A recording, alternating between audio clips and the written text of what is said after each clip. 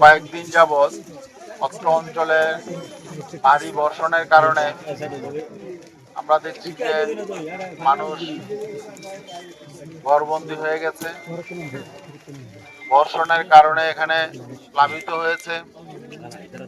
আজকে প্রায় ৩-৪ দিন যাবৎ লাগাতার বৃষ্টি হচ্ছে।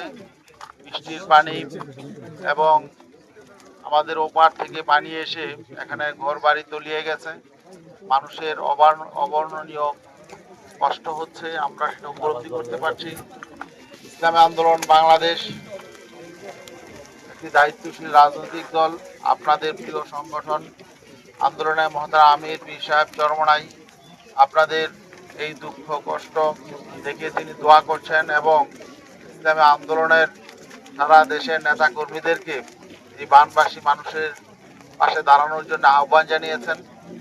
আমরা ঢাকা থেকে আজকে সকালে এসেছি। আমার সাথে আমাদের সমাজ কল্যাণ বিভাগের প্রধান আলহাজ আব্দুর রহমান সাহেব আছেন এবং ইসলামী আন্দোলন বাংলাদেশের কেন্দ্রীয় উপদেষ্টা আলহাজ জান্নাতুল ইসলাম এবং তিনি চট্টগ্রাম মহানগরের সভাপতি আছেন এবং চট্টগ্রাম মহানগরের সেক্রেটারি আলহাজ আল ইকবাল সাহেব আছেন।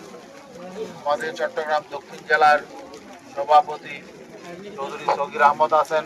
আর আপনাদের অত্র এলাকার প্রিয় মানুষ চট্টগ্রাম দক্ষিণ জেলার সেক্রেটারি এবং এখানে আপনাদের গত নির্বাচনে যিনি আপনাদের পাশে ছিলেন মাওলানা রুহুল্লাহ, তিনিও আছেন। তিনি লাগাতার তার কর্মী বাহিনী নিয়ে এখানে শুরু থেকে আপনাদের পাশে আছেন এবং আপনাদের বিভিন্ন রকম সহযোগিতা করছেন।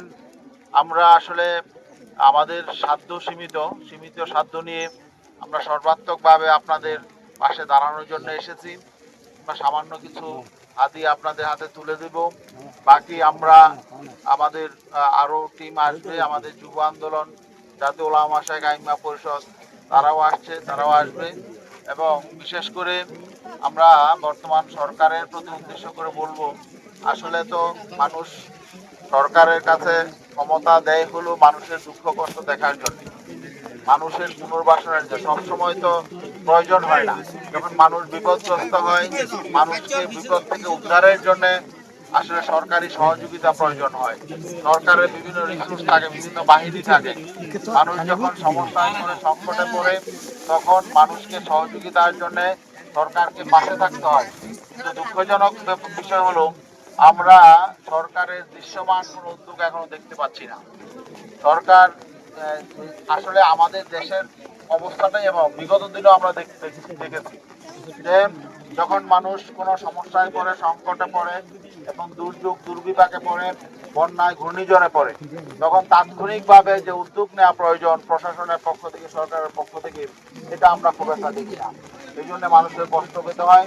আমরা আশা করব সরকার দ্রুত উদ্যোগ নেবে এবং দুর্দশাগ্রস্ত মানুষের পাশে দাঁড়াবে।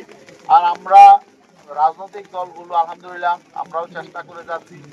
ইসলামী আন্দোলন বাংলাদেশ তার সকল নেতাকর্মীদেরকে নির্দেশ দিয়েছে যাতে মানুষের পাশে দাঁড়ায়, আপনাদের যারা দুঃখ কষ্টে আছেন তাদের পাশে দাঁড়ায় এবং আমরা আল্লাহর কাছে দোয়া করি আল্লাহ যাতে অতি দ্রুত এই সংকট কাটিয়ে নেন। এবং এটা একটা ধৈর্য, আমরা যদি ধৈর্যের পরীক্ষা উত্তীর্ণ হই, আল্লাহর কাছে এই ফরিয়াদ আমরা করি। আপনাদের পাশে এসে দাঁড়াতে পেরে আমরাও নিজেদেরকে ধন্য মনে করছি। আমরাও গর্বিত যে আমরা আপনাদের পাশে আসতে পারলাম। আসলে আমাদের পক্ষে যতটুকু সম্ভব আমরা করে যাব। আমরা আল্লাহর কাছে দোয়া করি, আপনারাও আমাদের জন্য দোয়া করবেন। ভবিষ্যতে যেন আমরা সবাই মিলেমিশে ভালো থাকতে পারি। আল্লাহ যাতে আমাদের সকলের জন্য মঙ্গল করেন।